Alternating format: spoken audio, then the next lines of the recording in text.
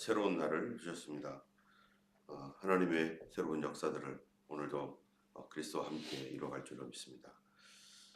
오늘부터는 이제 로마서 12장부터 16장까지는 성도의 생활에 관한 그런 메시지가 되겠습니다. 지금까지는 어제까지는 이 교회 생활보다는 교리에 관한 것들, 우리가 어떻게 구원을 얻게 되는가, 어떻게 의롭다 하심을 얻는가, 또 성령께서 하시는 역할은 무엇이고 또 어떻게 우리가 성화의 삶을 살아가게 되는가, 또 그리스도와 함께 죽고 그리스도와 함께 사는 삶, 이러한 것들에 대해서 말씀을 계속해서 하면서 교리적인 측면을 많이 얘기했습니다.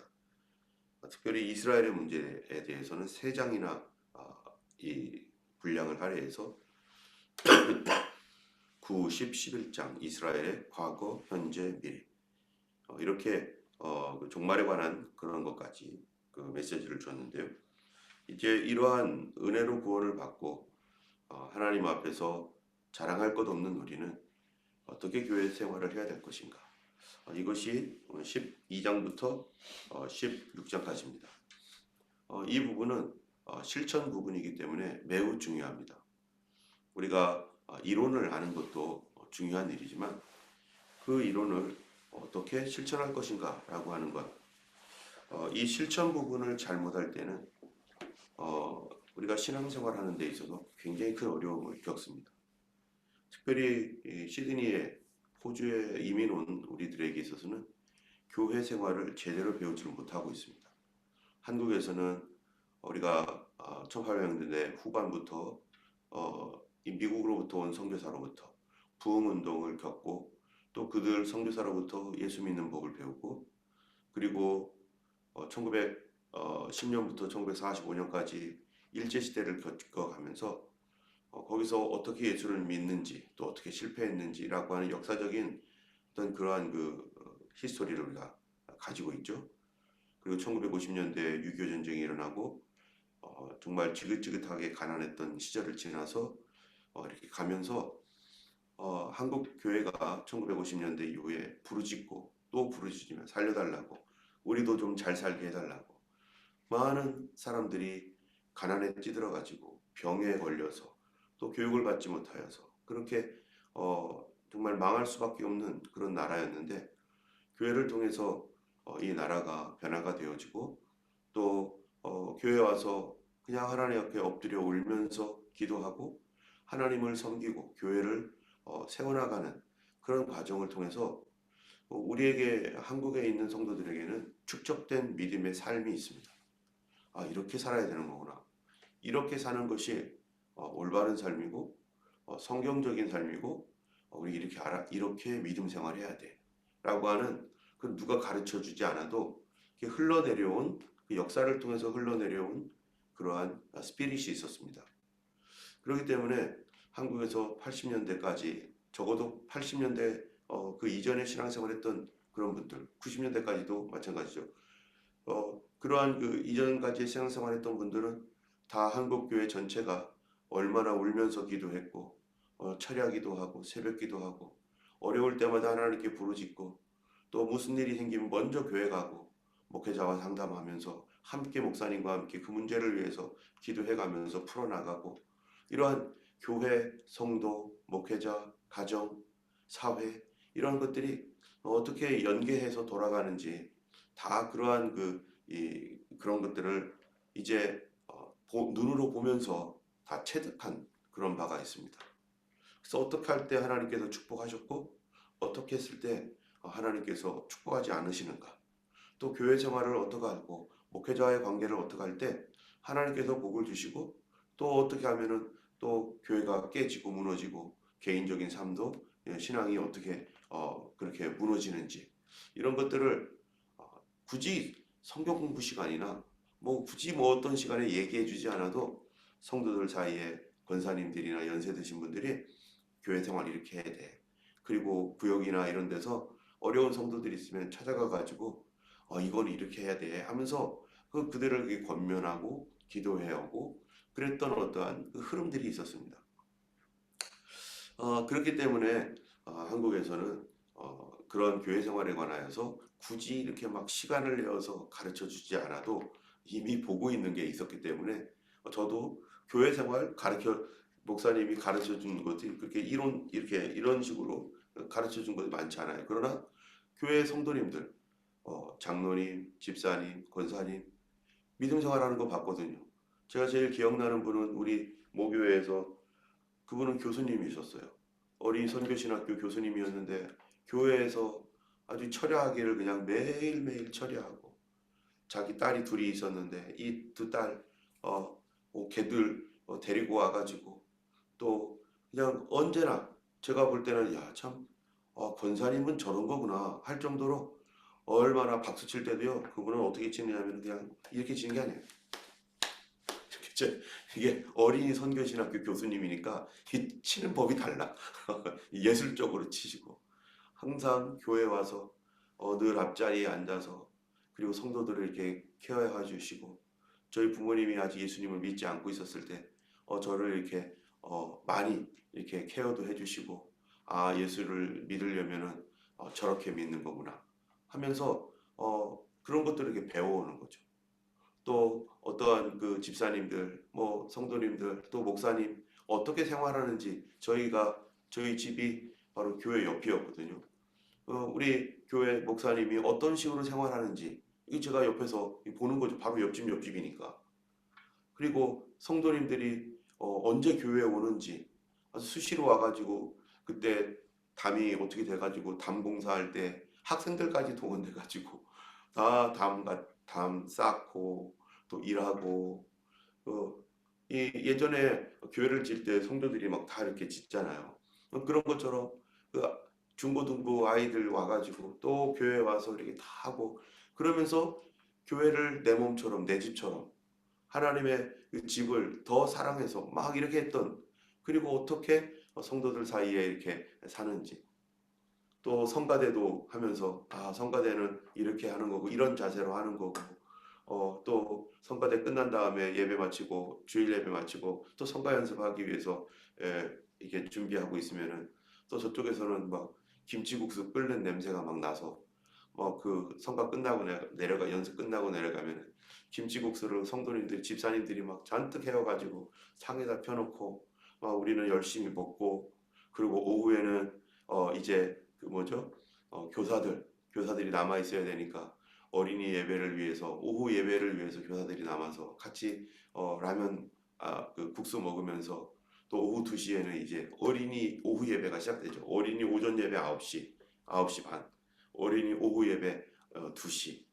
그래서 또 거기에 아이들 모여가지고 또 교사 선생님들이 또 그래 모여서 예배하고 저녁 7시나 7시 반에는 저녁 예배 해가지고 아예 그냥 교회에서 사는 거예요. 하루 종일 교회에서 살아요. 이렇게 하면서 교회가 마치 우리 안방이고 그래서 교회 평일 날에도 교회 가서 공부하고 사무실이 있는데 거기에 가지고 그 공부도 하고 또 친구들이랑 거기서 얘기도 하고 성경 공부도 하고 그러면서 성도님들이 어떻게 믿음 생활하며 얼마나 교회에 와서 자주 이렇게 교제를 하고 이런 것들을 그냥 성경 공부가 아니라 뭘로 배우냐면은 그들의 삶을 통해서 배우는 거예요. 저렇게 믿어야 되는 거구나. 저렇게 하면 안 되는 거였구나. 그런 것도 물론 있죠. 그러나 그러한 경우를 봤어요. 저렇게 하면 안 되는구나. 그런데 그 결과를 보면은 정말 별로 안 좋았어요. 그래서 가정이 깨지고 또 사업이 망하고 이런 것도 봤어요. 막그 교회를 분란을 일으켜가지고 막 난리를 쳐가지고 저 중학생인 저를 데려다가 막 교회 비판하고 막 이랬던 그런 분이 있었어요. 한번 교회가 어려워졌을 때. 그런데 그 결과는 가정 깨져버리고 자기 사업 망하고 그리고 병들고 그런 것들을 보면서 야 참 와 저렇게 되는 거구나. 하나님 잘 믿어야겠다. 믿으려면 제대로 잘 믿어야겠다. 이러한 것들을 배우게 되는 것이죠. 그런데 시드니 호주에서는 우리의 이민 역사도 짧고 교회 역사도 짧으니까 또 이민 오면서 어디 갈 데가 없어가지고 교회 나오신 분들이 있거든요. 여기 이민으로 오면서 예수 믿게 된 분들도 많고 그분들은 한국에 있었으면 절대 예수 안 믿었을 뿐이에요. 그런데 하나님의 은혜로 또 여러 가지 이유 때문에 이민을 왔지만 이곳에서 정말 힘들고 어려울 때 그래 교회라도 가자 해서 교회 가서 그렇게 해서 이제 막 교회에 오신 분들, 한국에서 신앙생활을 쭉 하다 오신 분들도 있지만 그렇지 않은 분들도 상당히 많거든요.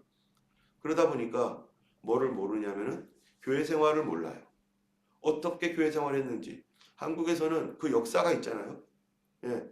이 일제 가운데서 막 억압을 받으면서 피하고 그러면서도 주의를 지키기 위해서 애를 쓰고 어떤 사람은 막 얻어 맞아가면서 막 신앙생활하고 뭐 그러면서 공산주의와의 어떤 대결 또 가난과의 싸움 뭐 이런 많은 어떠한 그러한 그 과정들을 겪어가면서 그것이 축적되어 온 것들을 우리 바로 앞에 있는 나보다 선배가 되시고 먼저 믿었던 분들을 통해서 그분을 그 전에 있던 분들이 어떻게 믿음 생활했나 이런 걸 통해서 다 배워왔기 때문에 그런 흐름 역사적 흐름을 알고서 그들이 그들의 몸을 통해서 삶을 통해서 배워왔던 그것이 시드니에는 호주에는 많지 않습니다. 그렇게 해왔던 분들이 많지 않아요. 그리고 그분들도 환경이 한국과의 환경이 다르니까 이제 여기서는 또 다른 삶을 살다 보니까 교회를 한국에서처럼 그렇게 가까이 가 있거나 그렇게 섬길 수 있거나 그렇게 막 수시로 왔다 갔다 할 수 있는 교통이나 이런 것들이 만만치 않고 심지어 교회도 우리도 그렇잖아요. 우리 교회가 없는 교회가 얼마나 많습니까? 다 렌트해야 되죠. 그러면은 아무 때나 가는 게 아니라 또 정해진 시간에만 가가지고 그래서 지금도 주님 우리에게도 건물을 주세요. 건물을 달라고 그렇게 기도하지만 그런데 건물이 있는 교회, 건물을 가지고 있는 교회들도 마찬가지예요. 옛날 한국에 있는 교회는 건물을 가지고 있으면 어때요? 항상 가서 기도할 수 있도록 늘 뭔가가 되어 있어요. 근데 그 뭔가가 되어 있다는 것이 시설이 되어 있다는 게 아니라 그들의 스피릿, 영성이 그런 것이 있기 때문에 교회를 돌보고 교회를 사랑하고 늘 교회 생각하고 예수님의 몸이니까 비록 건물이지만 그 건물에 사람들이 예수님의 지체된 성도들이 와서 신앙생활하는 그 장소가 얼마나 중요합니까? 그 장소를 우리는 성전 이렇게 부르고 있잖아요. 또는 교회당. 교회당이라는 말보다 성전이라는 말을 우리는 더 선호해요. 그래서 그 장소를 거룩한 장소, 똑같은 건물이지만 왜 거룩한 장소라고 부릅니까? 굳이. 거기에서 성도들이 모여서 예배하고 신앙생활하는 모든 것의 핵심이 그 안에 다 있기 때문에 그래서 그 건물을 돌보고 하는 일들을 이런 것들을 할 수 있었지만은 여기서는 도저히 그럴 수가 없으니까 보는 게 별로 없는 거죠. 그렇기 때문에 어, 이 교회 생활에 관하여서 우리가 어떻게 하는지에 대한 이런 것들을 성경을 통해서 다시 이제 배워야 되는 이제 성경 공부 시간을 통해서 배우고 그를 실천해 나가야 되는데 실천은 이게 좀 다릅니다. 실천하는 데 있어서 이 한국에서의 어떤 상황들은 뭐냐면 직접 몸으로 부닥치며 실천을 했어요. 핍박을 받아가며 어려움을 겪어가며 가난과 싸워가며 가난해도 어떻게 해요? 가난해도 교회에서 기도한다. 고등학교 3학년 때 예전에 저희 친구들이나 저 때만 해도 고등학교 3학년 아이들 지금도 마찬가지죠.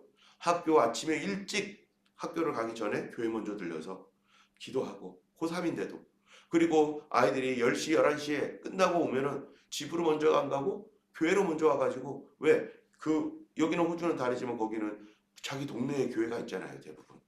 그러니까 교회 가가지고 먼저 돌아갈 때도 기도하고 집으로 들어가고 그런 아이들이 당연한 거였고 많았어요.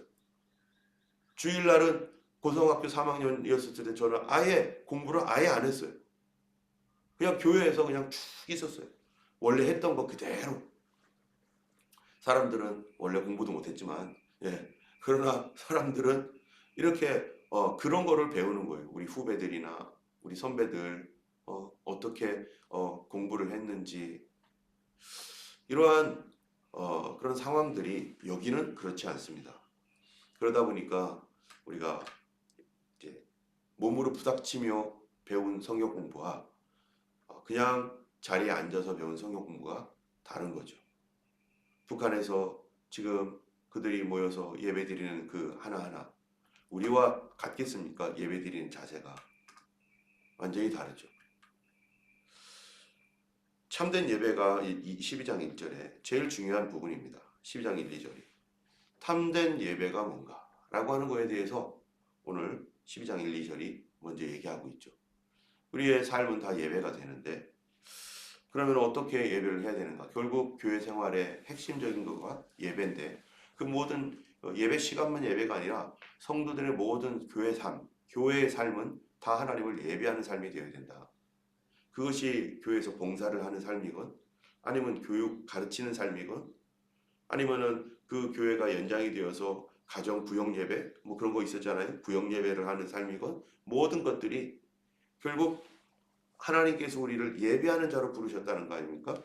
우리가 어제 성경 공부에서도 수요 성경 공부에서도 같이 말씀 나눴던 것처럼 예배가 얼마나 소중합니까? 예배가 없기 때문에 전도하는 것이고 예배가 없는 그 외국이기 때문에 거기에 선교하는 이유도 거기에 예배하는 사람들을 있게 하기 위해서 하는 것이었고 우리의 삶에 있어서도 하나님 우리를 궁극적으로 부르신 궁극적인 목표가 뭐예요? 예배하는 사람. 예배가 되어야만 선교도 하고 봉사도 하고 교육도 하는 거지 예배가 안 되는데 그 사람이 선교해봐야 크게 뭐가 되겠어요? 오히려 안 하는 게 낫죠. 왜냐하면 이 사람이 예배를 안 하는데 선교해서 그 사람 예배하는 사람 만들어요? 예배하는 사람을 못 만들죠. 예배가 얼마나 소중한데. 예배를 안 하는데 예배를 드리는 걸 소중히 여기지 않는데 교육을 해요? 무슨 교육을 하는 거예요? 예수님 이야기하겠죠? 근데 본인은 예배를 안 드려요. 예배를 그냥 별로 중요시 여기지 않아요. 하나님이 가장 중요한 것은 하나님을 예배하는 사람이 되도록 우리를 부르시는 거고 그 예배를 통해서 모든 것이 나가는데 근데 예배 없이 뭔가를 하려고 한다? 그 사람은 자격이 없는 거죠. 하나님 앞 그렇게 해도 그 스피릿이 그 사람에게 다른 사람에게 흘러가면 그 자유주의적인 인본주의적인 신앙으로 갈 수밖에 없습니다. 때문에 우리가 교회에서도 어떤 직분자를 세우거나 할 때 저분이 예배에 철저한가? 공예배를 모든 모임에 어떤 식으로 예배에 참여하는가? 이거 가장 먼저 보죠. 당연히 거듭나야 되고 거듭나고 과연 공예배에 대하여 어떤 태도를 가지고 모임을 갖는가? 어떤 사람은 하다 말다 이런 사람도 있고요.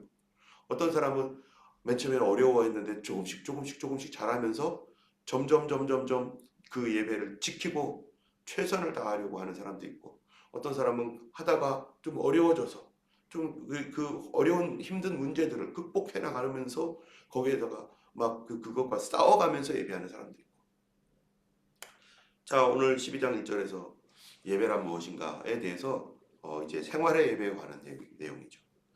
그러므로 형제들아 내가 하나님의 모든 자비하심으로 너희를 권하노니 너희 몸을 하나님이 기뻐하시는 거룩한 산 제물로 드리라. 이는 너희가 드릴 영적 예배니라. 이 삶의 예배 이거를요 영적 예배라고 하는데 이 영적 예배는 하나님의 기뻐하시는 거룩한 산 제물로 드리는 것이 예배다. 나 자신을 제물로 드린다는 거예요. 근데 원래 옛날에 제물은 다 죽여야만 제물이 되는 거예요. 죽은 제물이죠. 그런데 여기서는 산 제물로 드려라. 살아있는 제물. 그렇다면 이 살아있는 제물로 나를 드린다는 것은 나를 하나님 앞에서 처복종하여 하나님 앞에 나 자신을 아예 내 것이 아닙니다. 나는 주님의 것입니다. 라고 하는 주의 철저한 종으로서 하나님 앞에 살아가라는 거예요. 근데 주님의 철저한 종으로서 나는 내가 아니라 주님의 것이니까 하나님의 교회를 섬기고 사랑하고 성도들을 돌보고 또 모든 공예배에 참여하고 이런 모든 자체를 위한 모든 삶이 예배죠. 그런데 이 예배는 마음의 예배가 아니라 영적 예배인데 이 영적 예배와 그런데 영적 예배는 무엇으로 드리는 것이 영적 예배인가? 12장 중간에 보면 뭐예요? 너희를 권하노니 너희 뭐를요? 몸을 거룩한 산 제물로 드리는 것이 영적 예배다. 그러면 다시 말하면 뭐겠습니까? 내 몸을 찢어서 뭐 하는 게 아니잖아요. 내 몸을 어떻게 하라는 거예요? 내 몸을 움직이라는 거예요. 예배를 위해서. 하나님께 지금 이 시간이 예배 드리는 시간이라면은 내 몸을 움직이라. 여러분 우리가 이 아침에 예배를 드리기 위해서 왔습니다. 또 어떤 분은 집에서 하겠죠. 그런데 어떻게 예배를 드리는가? 내 몸을 움직였는가? 움직인다는 게 뭡니까? 이 예배라고 하는 것은 구별입니다. 구별. 누구한테 예배하는 겁니까? 하나님께 예배하는 거잖아요. 하나님께 예배하기 위하여 뭐를 구별했습니까? 구약시대 때는. 첫 번째, 장소를 구별합니다. 그렇죠? 그래서 아무 데서나 예배하는 게 아니라 구약에는 어디서 예배합니까? 어디를 향하여 예배하게 합니까?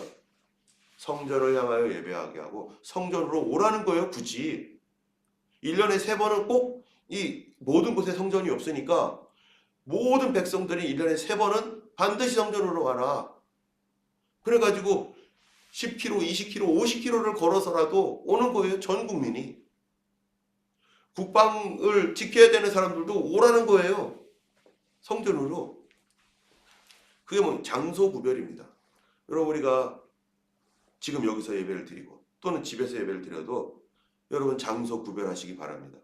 새벽 기도로 와서 어떤 분은 침대에 누워서 듣는다. 그럼 뭐 그게 뭐겠어요? 지금 예배하는 겁니까? 아니면 그냥 설교 하나 듣는 겁니까?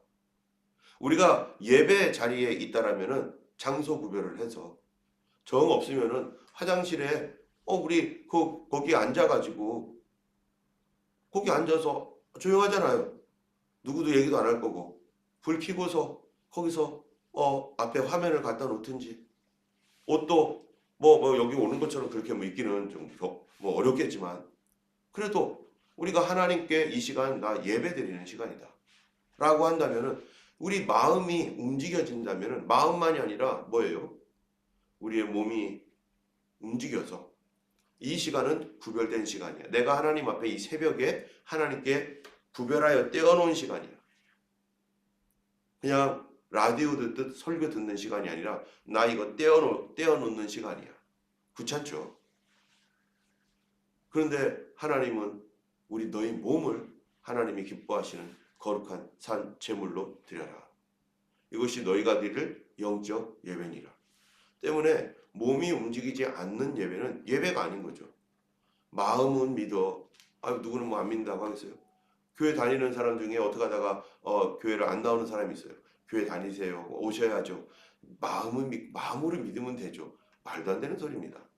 마음으로 믿는 게 어디 있습니까? 마음으로 믿는다면은 그게 뭐라는 거예요? 마음만 있으면 됩니까? 아닙니다. 하나님은 우리 몸을 구별하라는 거예요. 너가 정말로 믿는다면 너의 몸을 구별하라. 몸을 움직여라. 하나님 나라를 위하여 하나님의 일을 위하여 내 몸이 움직여지지 않는 예배란 없습니다. 때문에 우리가 오늘날 줌으로 이렇게 하는 어떤 이런 가운데에서 많이 사람들이 무너지지만 그 무너져 있는 것을 다시 세워야 돼. 그리고 우리 하나님 앞에 시간과 몸을 구별하고 장소를 구별하고 여기에 너희 몸을 거룩한 산 제물로 드리는 영적 예배. 예배에서 아까 얘기했죠. 장소를 구별하는 것. 시간도 구별합니다.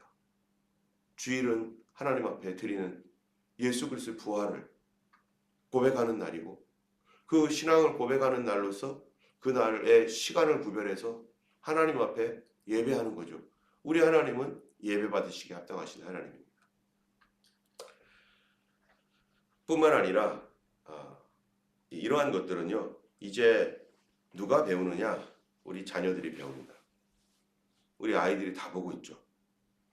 그리고 우리 주변에 있는 성도들이 내가 어떻게 예배드리고 내가 어떻게 사는지 다 봅니다. 교회 생활을 어떻게 하는지.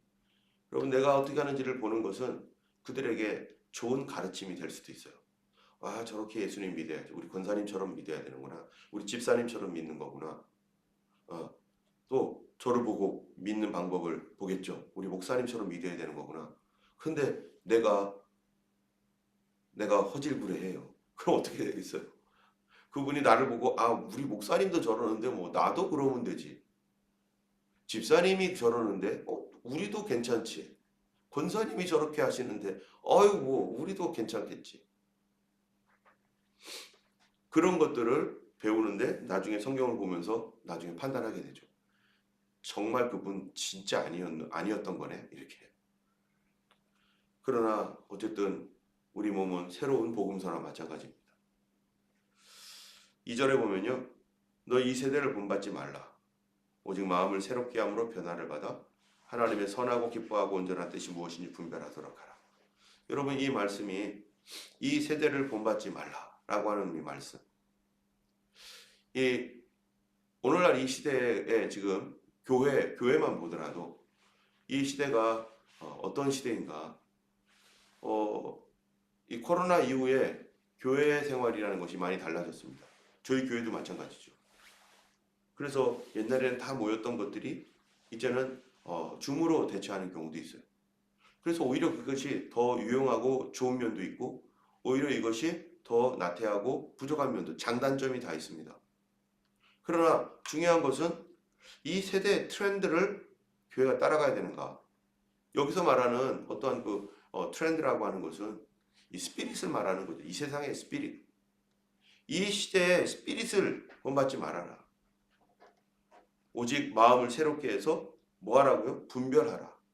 교회가 뭔가를 할 때 이 시대의 어떤 과학적 문명이라든지 이것이 막 발전하다 보니까 지금 메타 교회 해가지고요. 사이버 교회까지 막 생기고 거기 자기 아바타 올려놓고 자기 예배 드렸다는 거예요. 그거 가서 집에서 그냥 이렇게 하나 쓰고 이게 안경 같은 거 쓴 다음에 편안히 누워서 그리고 자기는 사이버 세계에 자기 아바타가 들어가서 거기서 예배하고 이러한 이제 우리가 수요 성경 공부 이제 지금 계속 지금 스몰 그룹 하면서 지금 어디 나가고 있어요? 웨슬레가 얘기한 3대 원칙.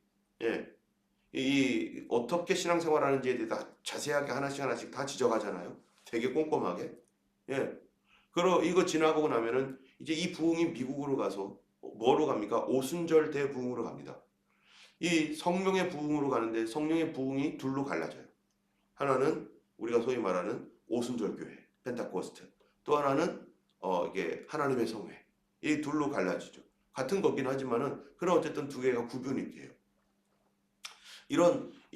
이렇게 가는데 가면서 이게 이제 한국 교회에 이제 영향을 주고 그리고서 지금 이제 이렇게 계속 가는데 이게 뭐냐면 지금 우리 뭐 하다가 여기 가냐면은 스몰 그룹 얘기하다가 지금 역사적으로 다 들어간 경건주의부터 시작해가지고 막 이렇게 가잖아요.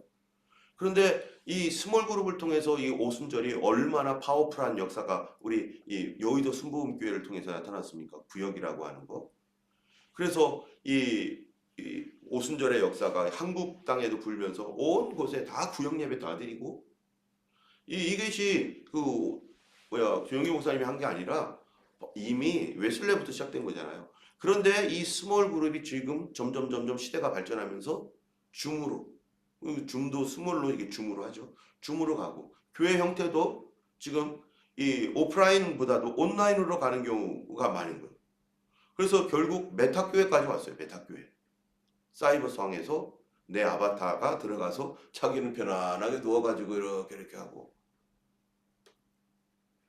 그런데 이것이 앞으로 AI 기술에 의해서 어떻게 더 3D 구현이 되고 어떻게 더 갈지는 모르지만은 그런데 분명히 성경이 얘기하고 있어요. 이 세대를 본받지 말고 우리가 예배는 어떻게 드려야 되는가? 이 스피릿을 분명히 가지고 있어야 됩니다. 우리 너희 몸을 하나님이 기뻐하시는 거룩한 산 제물로 드리는 것, 그게 영적 예배고 너희 몸이 움직여야 되는 것이고 때문에 너희는 이 세대를 본받지 말고 라고 하는 내 몸이 하나님께 굴복해야 된다라고 하는 제물로 드려져야 된다라고 하는 이 스피릿을 가지고 오늘 현대의 사회 삶 속에서의 어떠한 문명들을 어떻게 우리가 이거를 취하고 버릴 것인가. 그래야 그런 것들을 봐야 되는 거죠. 그래서 첫 번째로 이 세대를 본받지 말고 마음이 새롭게 되어서 성령으로 거듭나서 인간적인 인본주의적인 생각 버리고 성경적으로 봐야 된다. 성경을 보고 이 시대를 보고 성경을 보고 그리고 변화를 받아 그 다음에 뭐예요? 선하시고 기뻐하시고 온전하신 누구의 뜻이에요? 하나님의 뜻. 과연 하나님의 뜻인가? 이렇게 예배드리도록 하는 것. 이런 시대에 3D가 구현되고 메타가 들어오고 이런 것에서 과연 우리는 어디까지를 하나님이 허용하시고 어떤 것들은 허용하지 않고 있는지에 대하여 지속적으로 분별하지 않으면 우리도 모르게 세상 좋잖아 편리하잖아 따라가다가는 어떻게 되겠어요? 하나님이 원하지도 않는 예배를 예배라고 말하면서 오늘 예배 드렸다는 거예요. 하나님이 기뻐하지도 않는 예배를 예배라고 생각하고서 아이 그렇게 하면 되는 거 아니냐고, 다른 데도 다 하는데, 그러면서 분별하지 못하고 예배 드렸다는 거고, 다른 사람들도 다 그렇게 하는데 뭐 어떻다고. 여러분, 다른 사람들이 그렇게 한다고 해서 진리입니까? 진리는 하나님 말씀대로 하는 거죠. 우리가 하나님을 믿는다잖아요. 하나님 믿는다면서 말씀대로 하지 않으면 하나님이 나의 주인이신데, 나의 왕이신데, 예수님께서 피 흘려 사신 하나님의 백성인 우리가 분별을 해야 되는 거예요. 사단이 얼마나 교묘하게 속이면서 괜찮다고 말하고 이 정도까지는 괜찮다고 말하는 그러한 것들을 따라가면 선악과를 먹게 되는 결과가 오게 되는 것입니다. 얼마나 보기도 좋고 탐스럽게 보이고 얼마나 그것이 참 신령하게 보이는지 아주 그냥 너무 좋은 거죠. 그런데 그게 선악과라면 절대로 먹지 말아야 되는 거죠. 지금 이러한 이 사이버의 어떠한 그 사이버 처치라든지 이런 것들에 대해서 우리가 나슈어 아직 확실하지 않다, 이게 도대체 뭔지 모르겠다 하면은 아직은 아닌 거예요.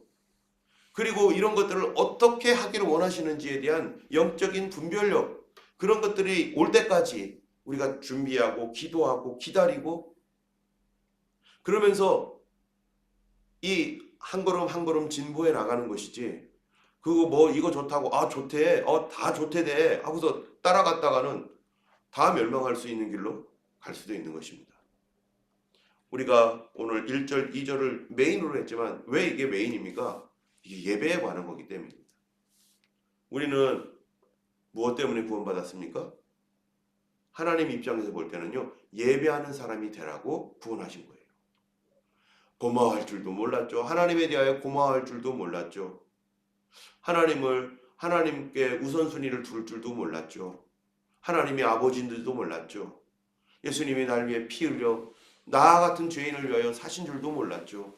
이런 사람들이 하나님 앞에 돌아와서 예수의 피로 구원받아서 하나님께서 나에게 주셨던 그 은혜, 독생자를 보내주시고 그 고난당해 주셨던 그 은혜에 감사하며 예배드리는 사람이 되도록, 그래서 예배하는 사람으로 살도록 하나님께서 우리를 부르셨기 때문에, 여러분 그 뒤에 있는 모든 말씀 다 뭡니까? 이게 다 예배예요. 예.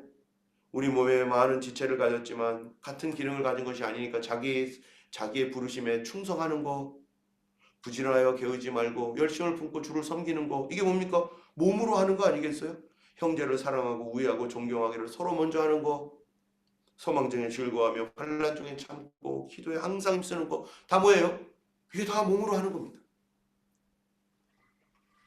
오늘 우리가 하루 살아가면서 우리 몸을 하나님이 기뻐하시는 거룩한 산 제물과 같이 우리 자신을 드리고, 여러분의 시간, 여러분의 장소, 이런 것들을 하나님께 구별할 줄 알고, 그리하여 하나님이 기뻐하시는 거룩한 영적 예배가 우리 삶 속에서 드려지기를 주님의 이름으로 축원하고, 오늘 저녁에 있을 청년들 모임 가운데서도 또 우리 교회 여러 모임과 성도들의 교제 안에서도 그런 모든 것들이 하나님을 기쁘시게 하는 그런 분별된 예배가 되도록 늘 기도해 주시면 감사하겠습니다. 기도하겠습니다.